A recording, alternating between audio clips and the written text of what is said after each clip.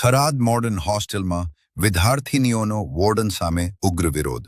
થરાદમાં આવેલ girls modern હોસ્ટેલની વિદ્યાર્થિનીઓએ કર્યો હલ્લાબોલો. હોસ્ટેલના ગૃહમાતાની બદલી થતા વિદ્યાર્થિનીઓએ નોંધાવ્યો દર્શાવ્યો.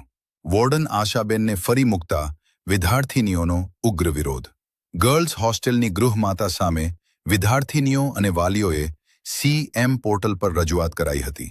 વોર્ડન હોસ્ટેલના સોનલબહેન કે અન્ય ગૃહમાતાને મૂકવા વિદ્યાર્થિનીઓની માંગ. અહેવાલ જગતાજી ઠાકોર વાવ, થરાદ. મારું નામ બેન પૂજાબેન સુરેશભાઈ છે.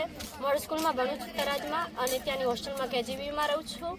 અમારે આશાબેનને લગતા લઈને પ્રશ્નો છે. પહેલાં આશાબેન અહીંયા રહેતા હતા એટલે બહુ ત્રાસ આપતો એટલે અમે કાઢવામાં આવ્યા હતા એમને, પણ પાછળ એમને હવે પછી અમને સોનલબેન અહીંયા લવરાવવામાં આવે છે એટલે અમે હાલ રાજી ખુશીથી મારે રેડી બધું ચાલે છે, પણ પાછા તેમને સોનલબેનને કોવાલા મેં કરવામાં આવે છે કે જિલ્લા આડલી બદલી થાય છે એટલે, અને આશાબેનને અહીંયા લાવવામાં આવે. ત્રાસથી અમે ઘડાયા હતા છતાં આશાબેનને લાવવામાં આવે છે. અમારે આશાબેન આજે ના જોઈએ ને કાલે ના જોઈએ, અમારે સોનલબેન જ જોઈએ. અને આમ અમે થરાદની કોઈ કચેરી બાકી નહીં, લેટર આલ્યા બધે, અરજી આલી, કોઈ અમારું સાંભળતું જ નહીં. અધિકારીઓ કેમ અમારું સાંભળતા નહીં? બસ અમારા પ્રશ્નની અમારી માંગ પૂરી કરે. અમે આજે નહીં રહેવાના, કાલે નહીં રહેવાનું. આશાબેન આવશે તો અમારે આશાબેન ના દુએ ના દુએ. અમે એવું નહીં કહેવા માંગતા કે સોનલબેને દુએ, પણ સોનલબેનની 26 KGB છે ને કોઈ બી બેન દુશે અમે, પણ અમે આશાબેન તો આજે નહીં લાવવા જોઈએ, કાલે નહીં લાવવા જોઈએ. અમારે દુએ જ નહીં.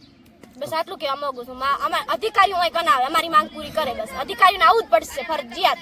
અમે સવારના ભૂખ્યા અને તરસા બેઠા છીએ, કોઈ સાંભળતું નથી અમારી વાત. અમારી પરીક્ષા હાલમાં ચાલુ છે તો પણ અમે પરીક્ષા પણ લખવા નથી ગયા કે જ્યાં સુધી અમને ન્યાય ના મળે ત્યાં સુધી અમે અહીંયા જ બેઠા રહીશું. અમે ઉઠવાના જ નથી. જ્યાં સુધી અહીંયા અધિકારી ના આવે ત્યાં સુધી અમે સાંજ સુધી પણ અહીંયા બેઠા રહીશું.